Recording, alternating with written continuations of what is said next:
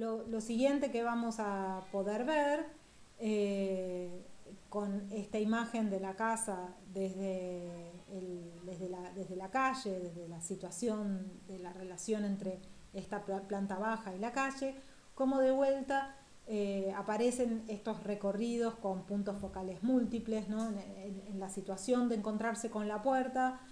aparece la necesidad de avanzar y girar, la importancia de este espacio de planta baja semicubierta con la rotación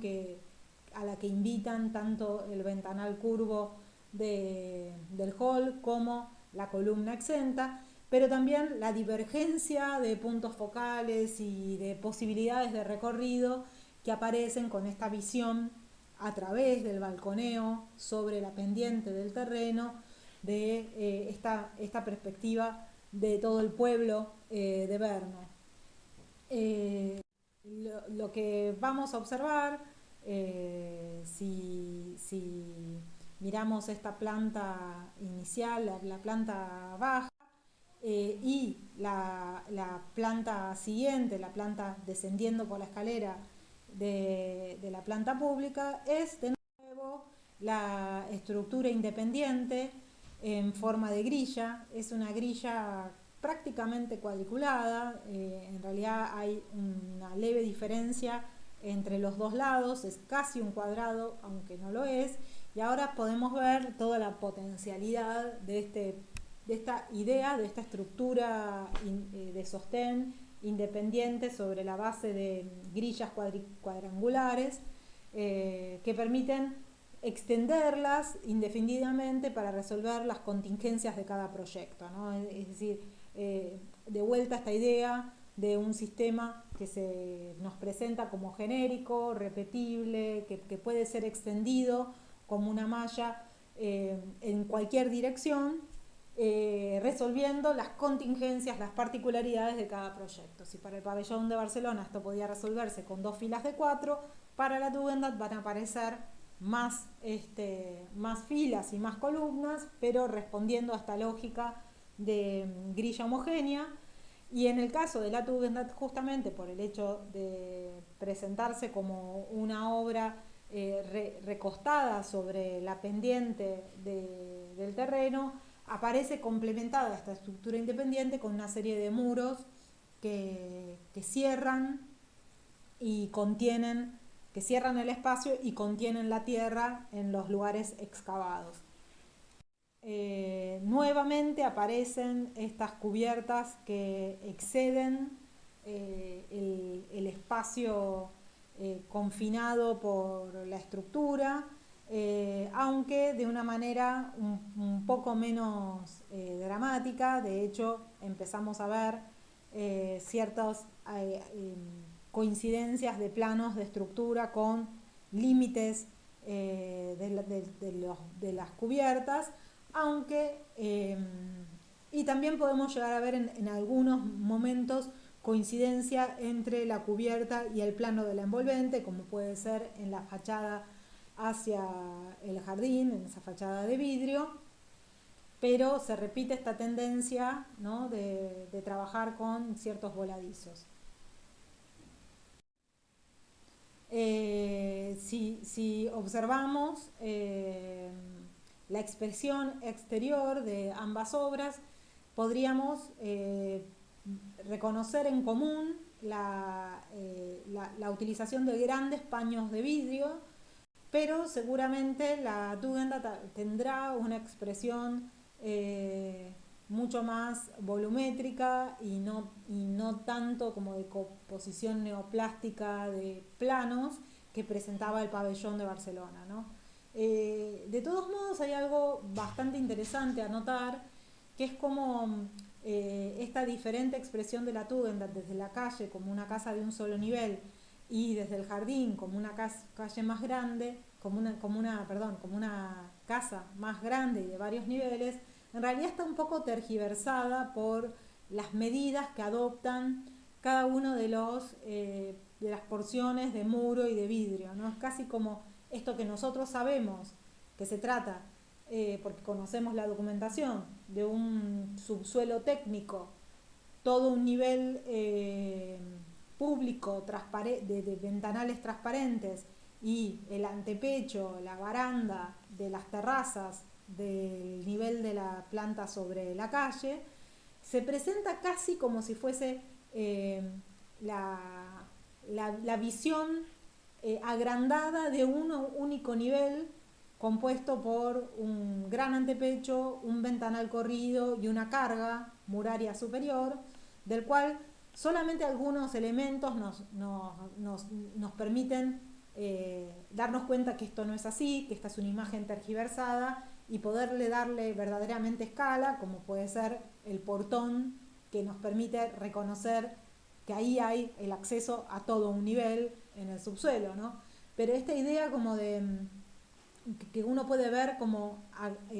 si se tratara de un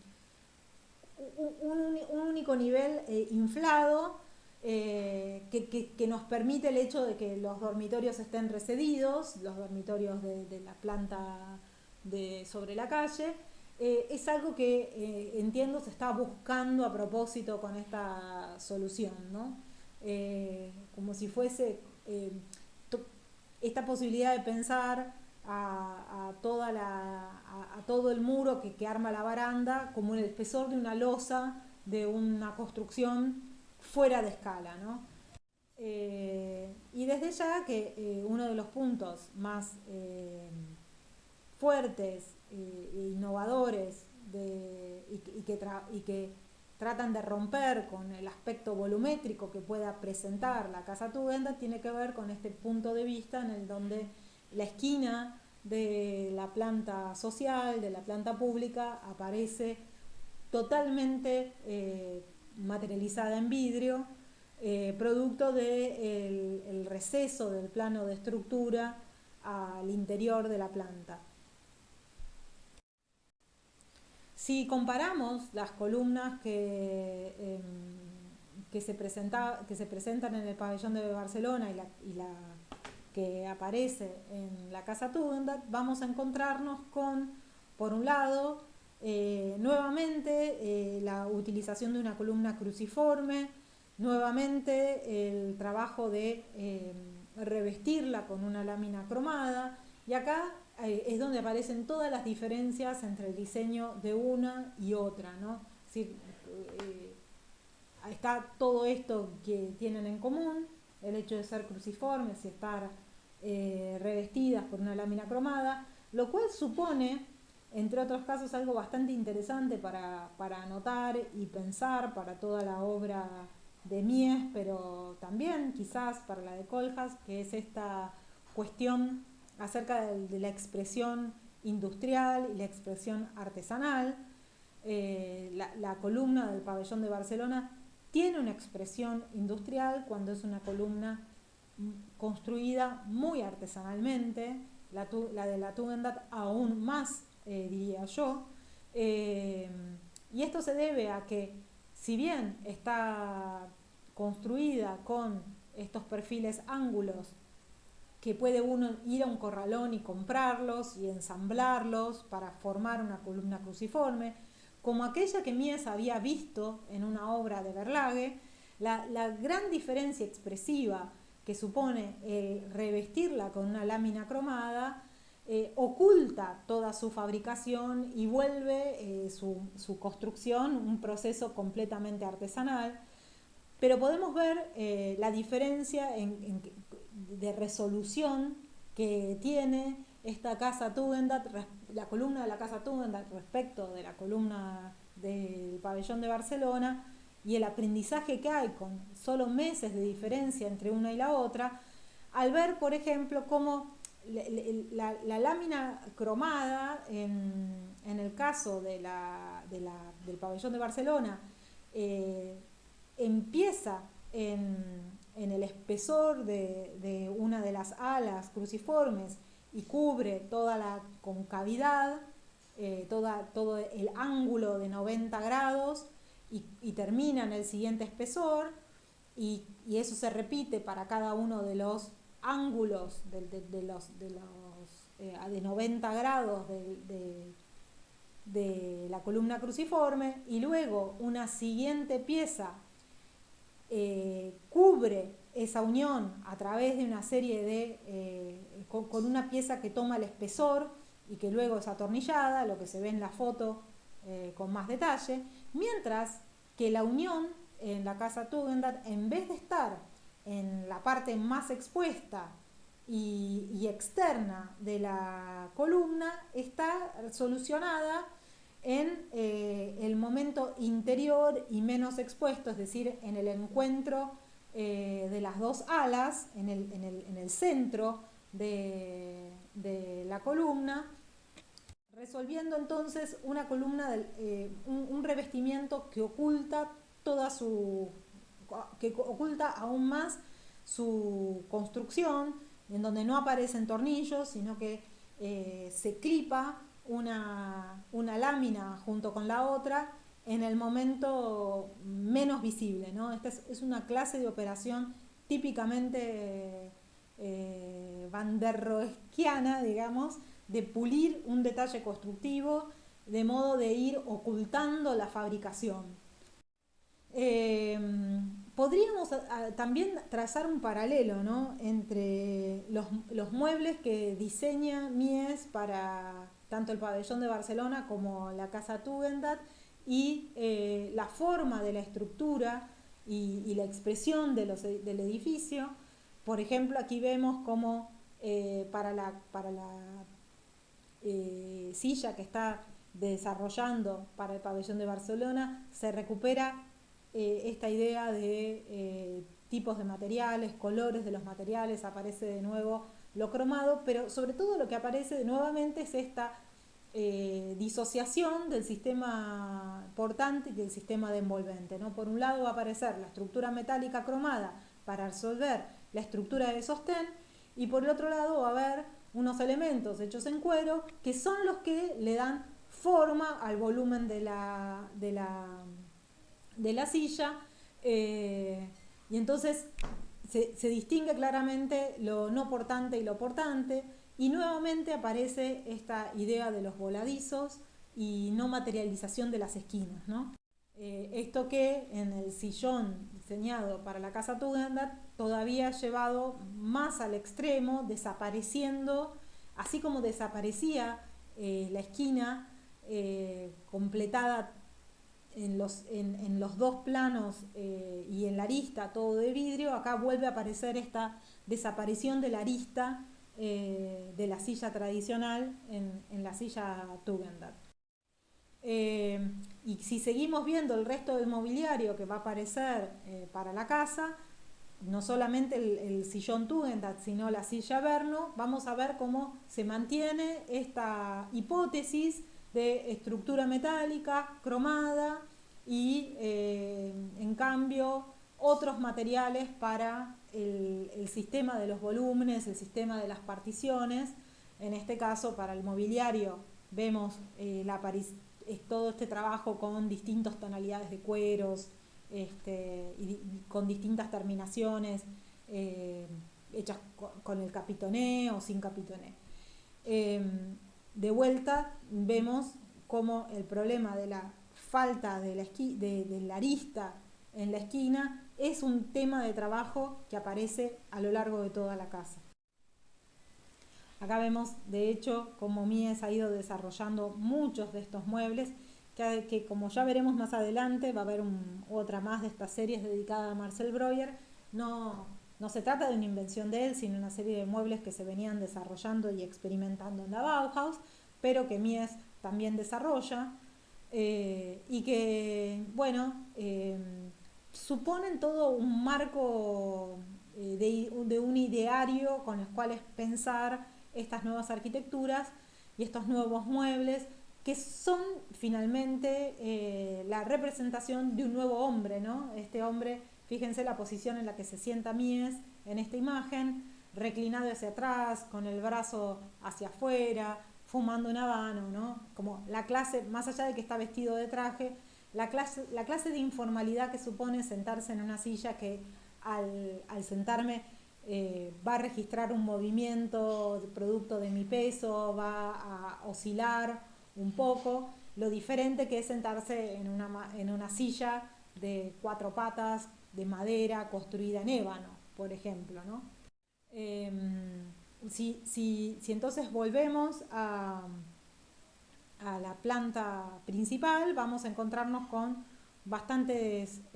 similitudes con el pabellón de Barcelona. Quizás esta la planta en la que más aparecen similitudes.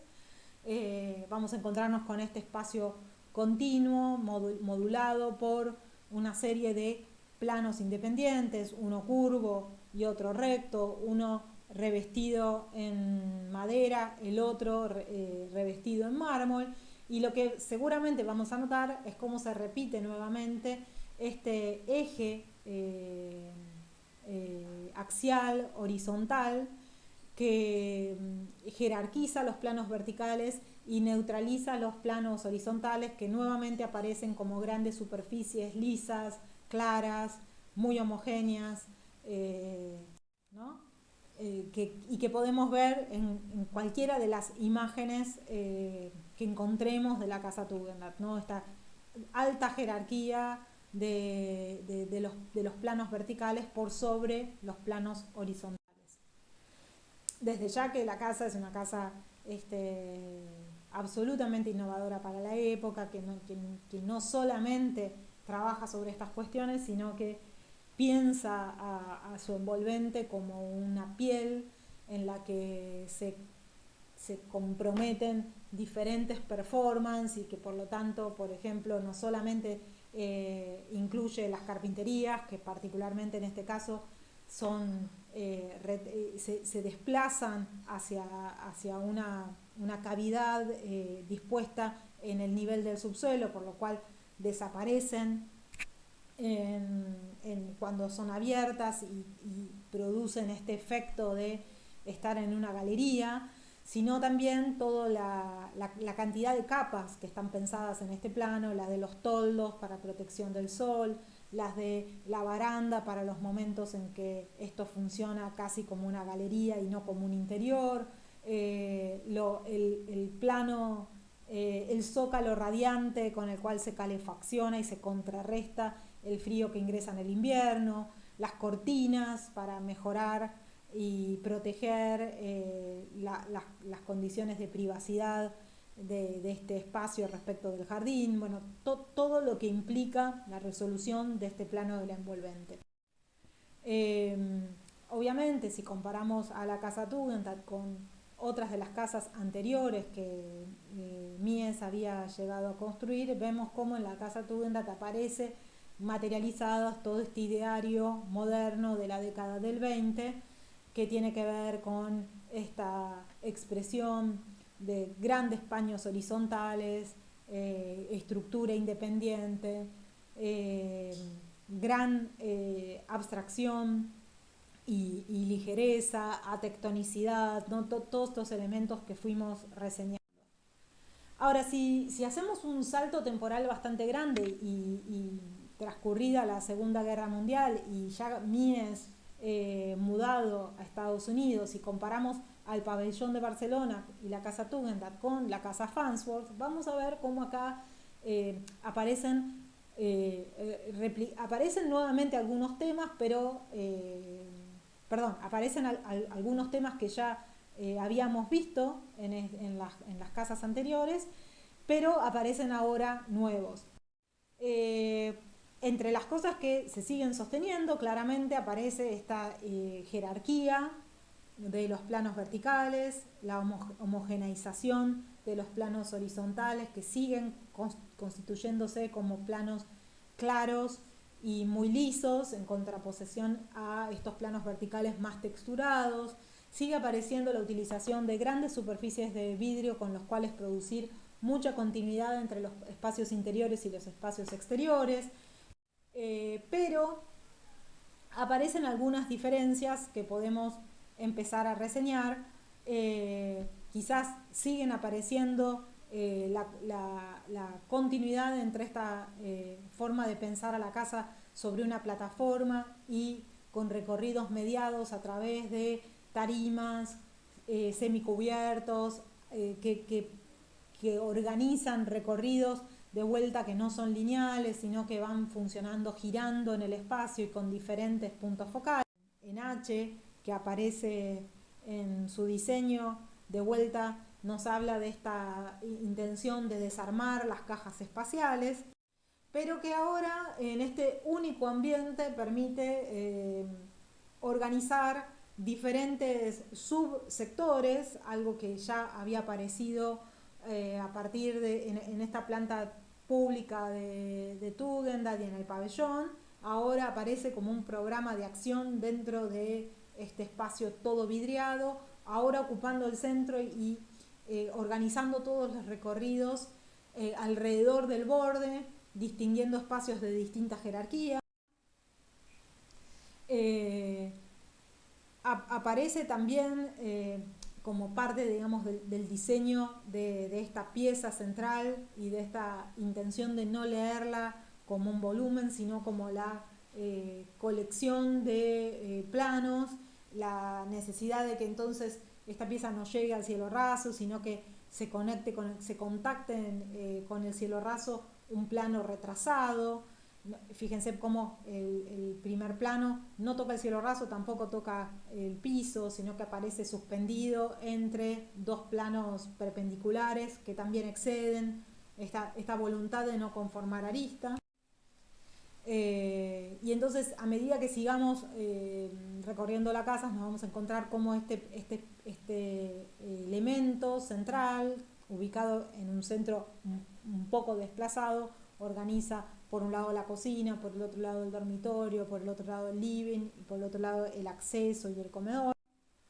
Pero también vamos a ver cómo hay un cambio bastante importante en la expresión constructiva de la estructura. Por un lado ya no aparece esta estructura tan sofisticada, envuelta en una lámina cromada, sino que nos aparece simplemente pintada. Ahora nos encontramos con una expresión verdaderamente industrial, ¿no? Algo que pareciera que cualquiera de nosotros puede ir al corralón y entonces encargar tantos metros de una columna IPN tal y tantos metros de una columna UPN número tal, llevarlas hasta el sitio o al taller del herrero, cortarlas con determinadas medidas, atornillarlas entre sí, y entonces esta forma, digamos, de expresión de la casa puede ser reproducida masivamente. Imagínense lo difícil que es reproducir la columna de la Tugendhat, ¿no? Requiriendo de un artesano en particular con una habilidad para mandar a cromar la lámina y ensamblarla de determinada manera. Esto, en cambio, ahora puede ser reproducido. Este es uno de los puntos centrales de diferencia expresiva de la casa Farnsworth respecto de lo anterior que estuvimos viendo, pero también aparece esta estructura ahora colocada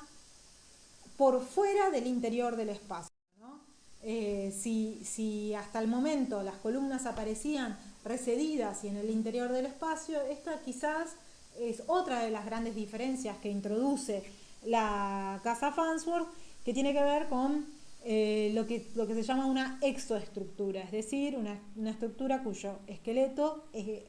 ocurre en el exterior. Pero como recurrencia sí podemos notar cómo van a aparecer de nuevo la utilización de una organización de esta estructura de sostén como 4 filas, es decir, dos filas de 4 columnas, ¿no? La misma forma que habíamos visto para el pabellón de Barcelona, solo que ahora con otras dimensiones y de vuelta organizadas con una pseudo cuadrícula, ¿no? Claramente no se trata de la misma medida de los lados, pero todavía está en un rango de un rectángulo bastante cuadrado, ¿no? No es un rectángulo muy marcado. Desde ya, si lo contrastamos con el pabellón de Barcelona, vamos a ver de nuevo esta organización de 2 filas de 4 columnas, y vamos a ver cómo ahora se mantiene esta organización de un espacio de semicubierto y un espacio interior, solo que ahora la cubierta está coincidiendo ya no está volando, sino que está coincidiendo con el plano de cerramiento, al menos en 3 de los lados, y la estructura está por fuera. Esta estructura tiene un diseño bastante particular, es el de un perfil doble T de alas iguales, pero tiene un diseño que podríamos revisar con un poco de detenimiento en la relación que establece con los parantes de la carpintería y por lo tanto del plano no portante del cerramiento. De vuelta, así como en el pabellón de Barcelona veíamos que el diseño de la columna cruciforme por momentos se perdía entre los parantes de la carpintería, acá va a haber todo un trabajo también para que la columna no sea un elemento tan exótico que suponga un cambio de clase tan marcado, sino más bien constituirse como un elemento que supone más bien un cambio de grado, ¿no? Lo podemos observar respecto de la relación entre la columna y la viga, que coincide con el espesor de losa, cómo las medidas están muy cercas unas de otras, como la posición de la columna apareciendo primero con su cara plana y no rotada, ¿no? Como si pudiéramos verla como de frente la cavidad, aparece lo contrario, ¿no? Aparece de frente uno de los planos que conforman el doble T, y entonces esa medida, cuando la vemos desde lejos, esa expresión se asocia bastante a la viga por medida y también por aparecer como dos planos. Y además, como esa cavidad que se nos aparece en el lateral, es resuelta ahora en el interior, es resuelta como si fuese todo un programa de acción, ¿no? Como si la carpintería fuera entonces constituyéndose como toda una sucesión de entrantes y salientes a partir de la combinación de distintos tubos y Ls con los cuales ir produciendo buñas, que llega a su máxima expresión en la esquina, ¿no? Como si la esquina fuese un elemento que más que aparecer como una diferencia importante, se constituyese como un elemento que permitiese pensar más bien como la rotación del plano, ¿no? Noten cómo en la esquina, en vez de aparecer un tubo resolviendo el ancho de la carpintería, tanto longitudinal como transversal, aparece de vuelta vaciando la esquina, constituyéndose como una serie de retranqueos que favorecen esta idea de rotación del plano de las carpinterías. Desde el interior, así es como se expresa, como la esquina entonces aparece muy minimizada y viéndose como un elemento muy esbelto, y como la columna aparece como una sumatoria de entrantes y salientes, ¿no?